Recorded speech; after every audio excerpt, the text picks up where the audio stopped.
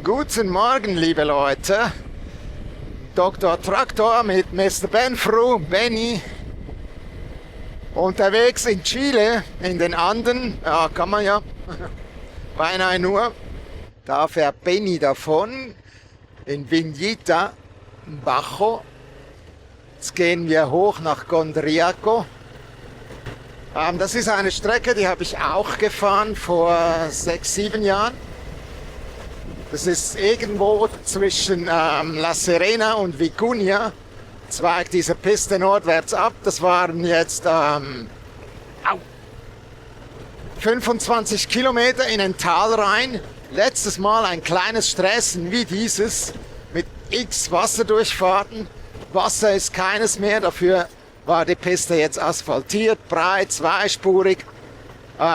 Ja, schade, da waren auch irgendwelche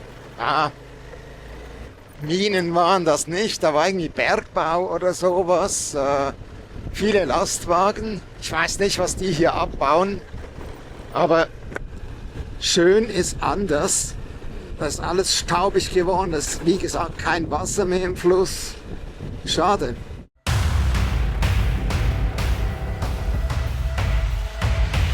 Es geht weit über 3000 Meter hinaus. Das könnten dann heftige 20 Kilometer werden, wenn das so bleibt. Oh la la. Ach, Leute, ich kann euch nicht sagen, wie glücklich ich bin. Sag jetzt nichts von wegen Sex.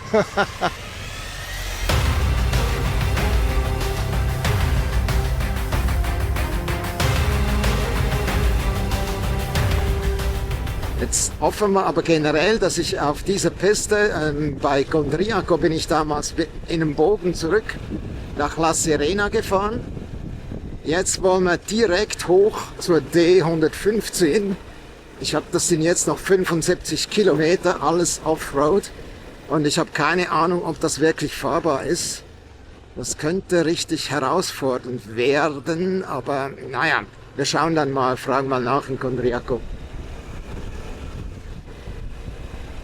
Also auch diese Piste hatte damals total anders ausgesehen.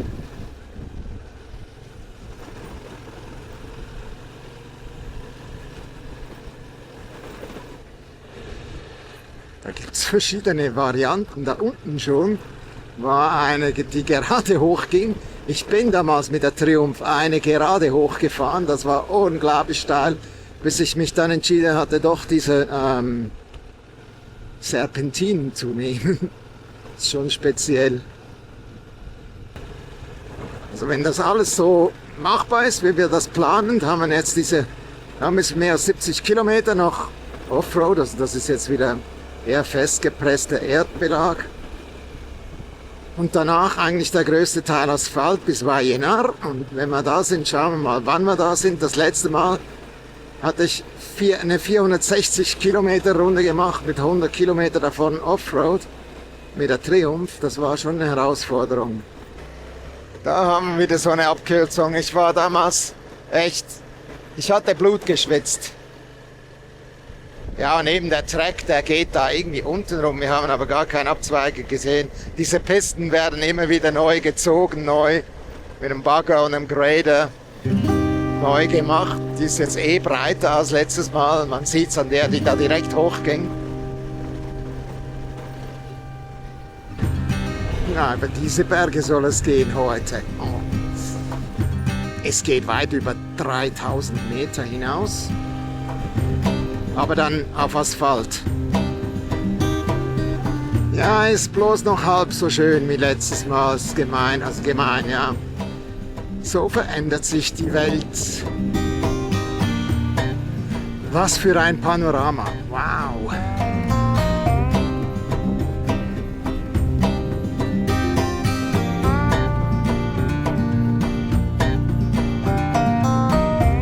Was das wohl ist, die Gräben da drüben?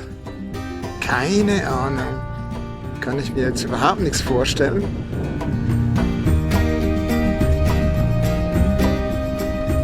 Bisschen sandig für meinen Geschmack. Kommt gleich noch tieferer Sand. Ah ja, okay. tief durchatmen. Wunderbare Luft. Wenn ich nicht gerade am Staubfressen bin von Bennys Aufwirbelung.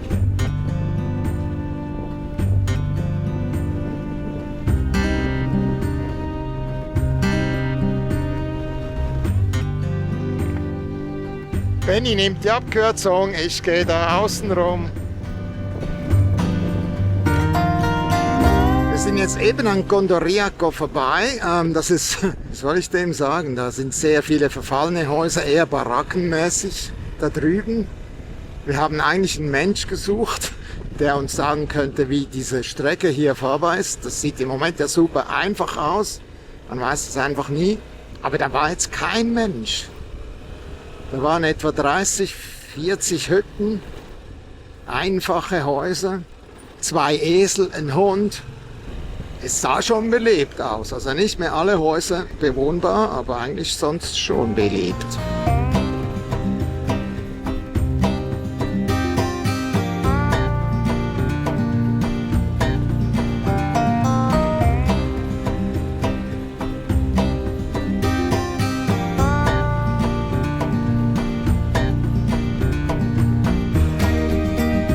Ach, wunderschön, wunderschön.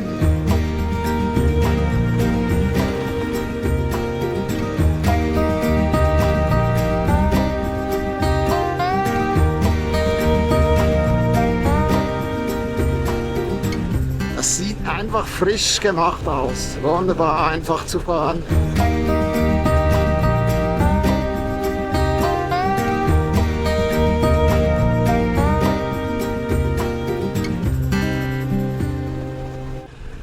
Ja, Benny und ich, wir sind ja beide eher vorsichtig. Und Benny ist einfach der bessere Fahrer, wenn es richtig hart auf hart kommt. Aber dann doch schon auch vorsichtig, wenn es darum geht, sich nicht in Gefahr zu begeben. Da haben wir da die Höhenkurven genau studiert. Und auf GPX Studio, da kannst du dann auch die Steigungen rauslesen. Da war das Maximum war dann 15, oder vielleicht 16%. Ist ja eigentlich fahrbar, wenn es nicht allzu grob ist. Das ist bestimmt auch über 10%, also alles locker.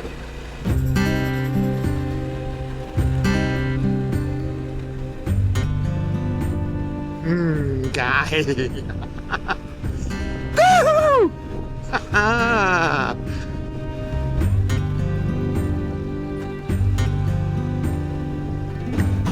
Freude pur!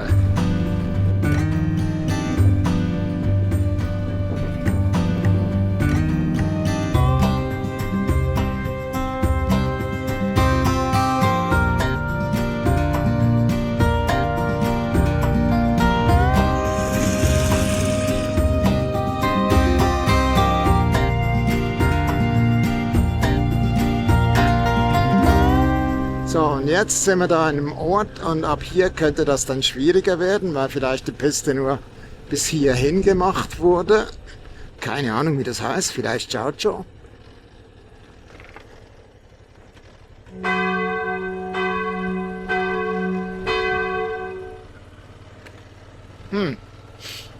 Verlassen. Ach, das ist so schön. Wow.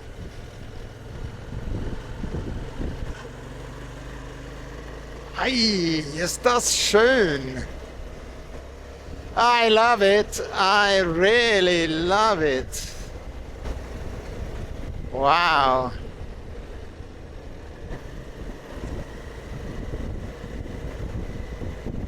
Sieht so aus, als würde das da hinten hochgehen. Sieht eher steil aus.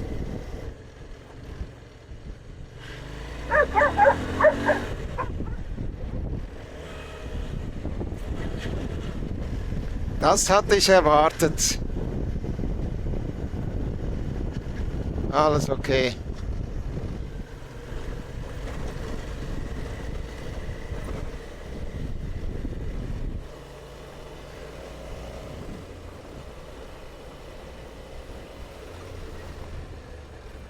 So, das erste Mal ein bisschen grober. Was waren jetzt das? 70 Kilometer, davon 50 Offroad jetzt schon und das war jetzt gerade das grobste Stück. Aber das hat von unten ja steil ausgesehen. Da kommt wahrscheinlich noch was. Alles locker, locker, locker. Einfach das Hinterrad, das durchdreht im Ripio. Seltsam, dass nicht beide Seiten gleich viel Ripio haben. Ripio, das ist das Wellblech. Diese Wellen in der Piste.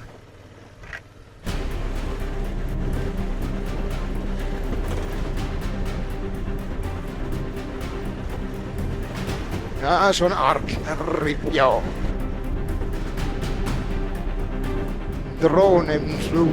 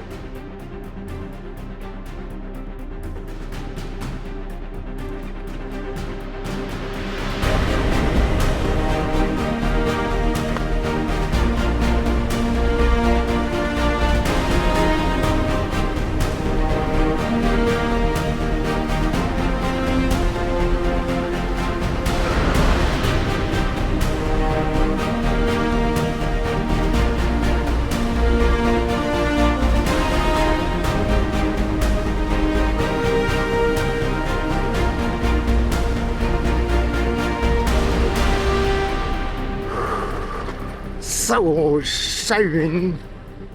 So schön, so schön, so schön. Ach, Leute, Leute. Ach.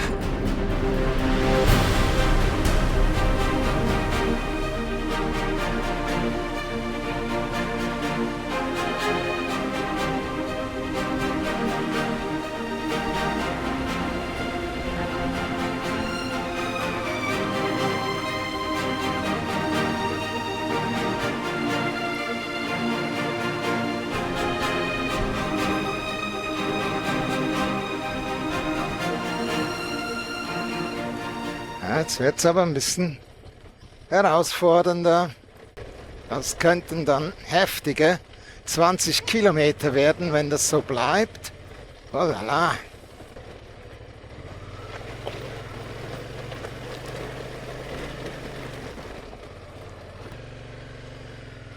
So, jetzt sind wir hier durch ein Flussbett durch. Leider haben meine Kameras nicht alles mitgemacht. Und jetzt scheint das doch noch herausfordernd zu werden. Es fehlen noch 20 Kilometer. Da ist definitiv nicht gegradet worden. Vorbei, Friede, Freude, Eierkuchen. Man sieht auch nicht wirklich Autospuren hier drin. Da unten, da war jetzt eine Farm, da waren Autos. Aber vielleicht nehmen die echt die 80 Kilometer Offroad, die wir bisher gefahren sind, lieber unter die Räder als dieses Stück. Bin ich ja mal gespannt. Das ist jetzt doch das steilste Stück. Und soft. Ah, da spüre ich das Gepäck hinten drauf, das schwingt nach. Wenn du eine schnelle Bewegung mit dem Lenker machst. Immer von weitem sieht das so einfach aus und dann...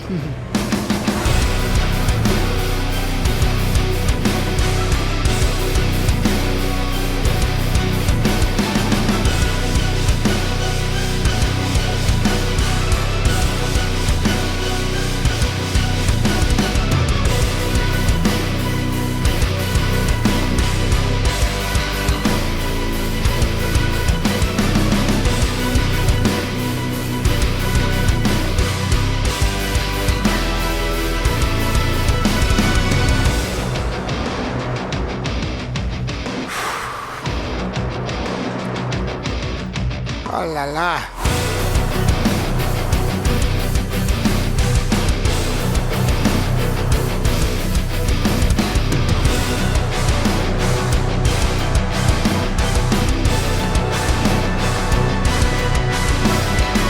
Oh, jetzt steigen wir da 3, 4 Serpentinen. 1, 2, 3, 4, 5. Bin ich ja mal gespannt. Hab schon ein bisschen Respekt, ehrlich gesagt. Es ist jetzt wohl das Herausforderndste. Da war die eine Abfahrt, die albanische, wie ich sage. Die war auch nicht ohne, also vor allem das oberste Teilstück da. Das ist jetzt okay, solange da nicht zu viele grobe, scharfkantige Steine drin liegen, ist es okay. Wieso stehe ich nicht öfter? Weil irgendwie stimmt mir die Geometrie nicht. Der Lenker ist mir zu tief. Da habe ich jetzt irgendwie ein schlechtes Gefühl in den Haarnadelkurven. Aber solange das ja so geht, sitzend geht.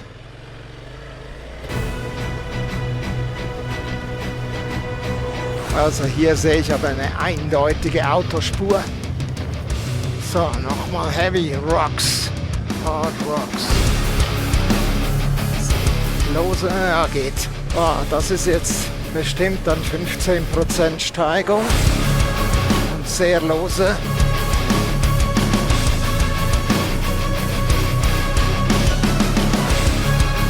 Puff.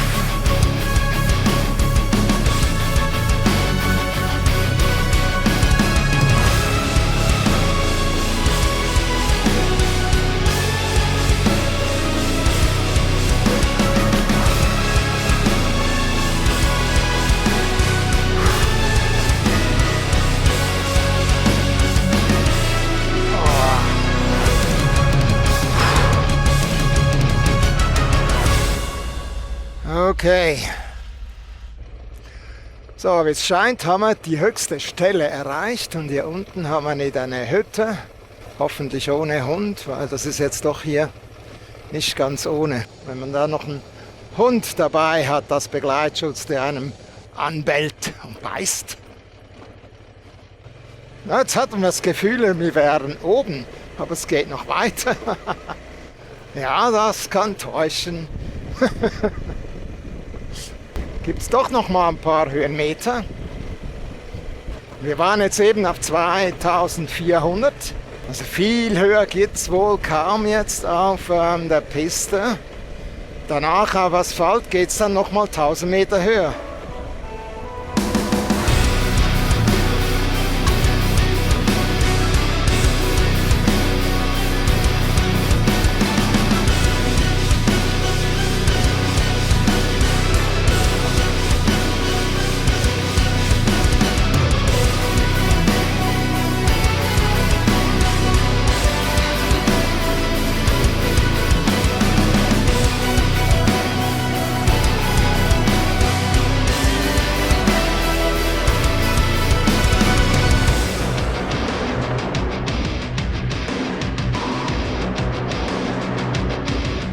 Ach, traumhaft, traumhaft. Es ist jetzt wirklich recht anspruchsvoll, aber traumhaft, ey.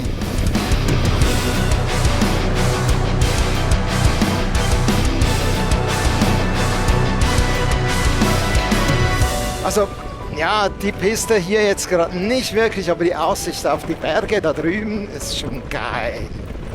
Die V-Strom zeigt mir immer noch 25 Grad, der Wind ist aber recht eisig mittlerweile. Wir sind auf 2,6 oder sowas jetzt. Sobald wir dann auf Asphalt sind, werde ich mir nochmal was überziehen müssen. Plötzlich nur noch 24, ja gut, der 1 Grad runter, aber es fühlt sich kälter an. Also eine kurze Tempoangabe, ich fahre jetzt um die 30, was ja nicht allzu langsam ist, meinte ich. Sicher keine Rallyefahrt, aber jetzt haben wir noch 7 Kilometer, also allzu lange dauert das nicht mehr, eine Viertelstunde am Asphalt erreicht. Außer ich mache noch viele Fotostops. Trara!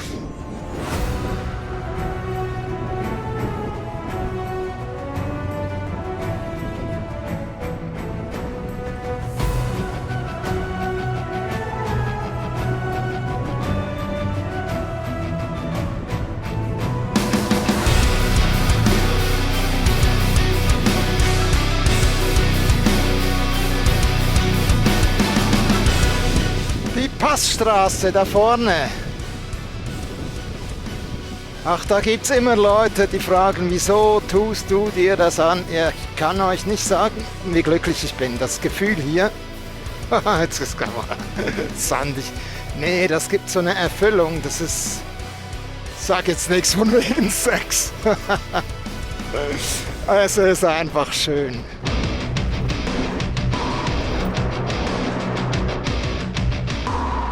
Tief Luft holen. Das geht ganz, ganz tief rein hier. Ganz tief rein, wirklich.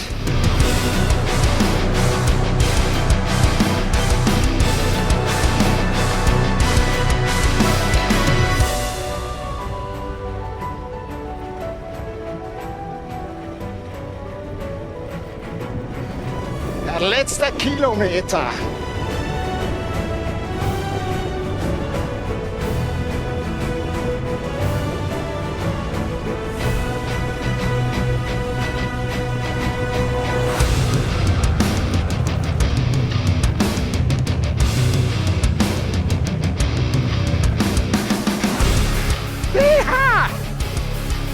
Hure geil! Yeah, man! So einmal auch vom Asphalt. Es ist einfach schön. Ich hatte gerade eben Benny erklärt, diese Strecke, die ist etwa 150 Kilometer. Das ist kein Dorf. Die haben eine Passstraße hier so in die anderen gebaut. Das ist einfach, ja, es ist ja wunderschön. Wofür? Keine Ahnung, weil Minen hatte ich das letzte Mal nicht gesehen hier. Hey. Schaut euch die Farben an.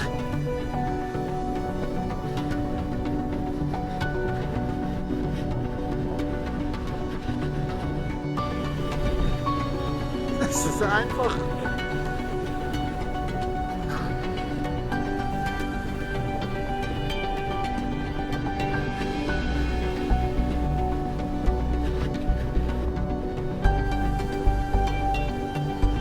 So, ich glaube, jetzt haben wir dann die Passhöhe erreicht, so wie ich mich erinnern mag.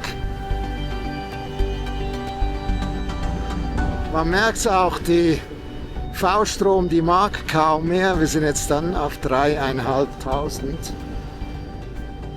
3,524, ne, 3,547. Und so sieht das da drüben aus. Schön, einfach schön.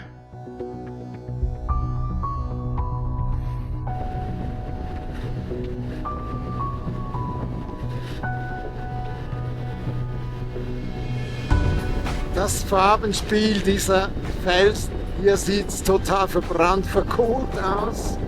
Das hätten sie ja, keine Ahnung, vulkanisch wahrscheinlich.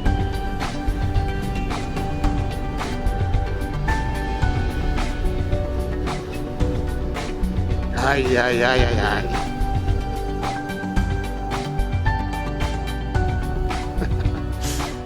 Benny hat die gleiche Idee.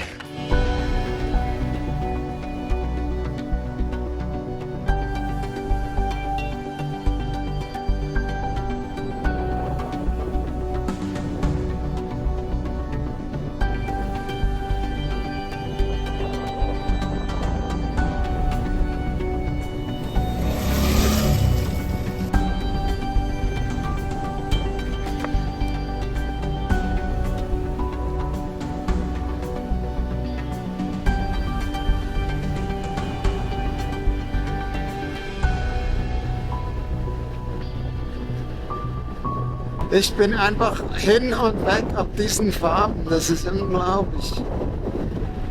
Also wir werden das schon noch ein paar Mal sehen. Das ist einfach, das sind die Farben der anderen. Aber es ist einfach immer wieder ein, ich finde keine Worte.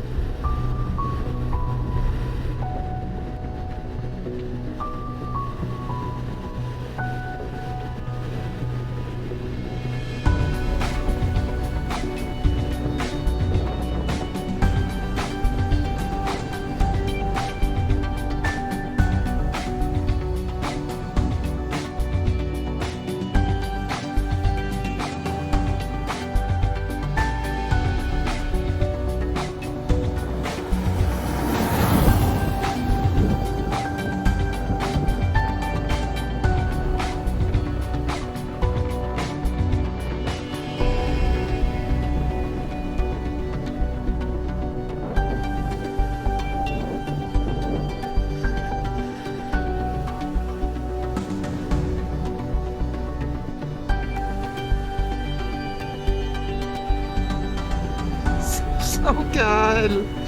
Oh. Ah.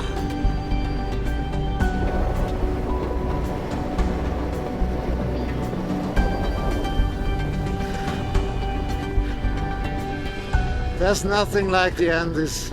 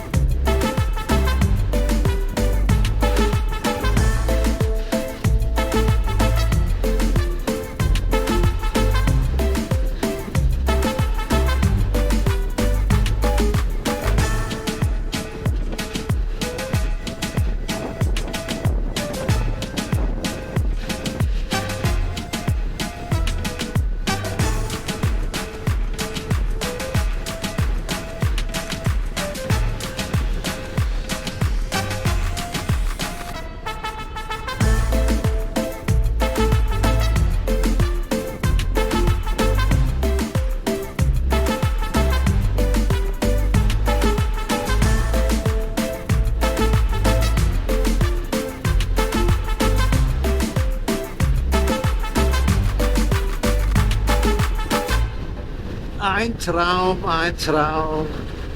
Ich hoffe, ihr seid auch beim nächsten Mal wieder mit dabei und freue mich über jedes Like und jedes Abo.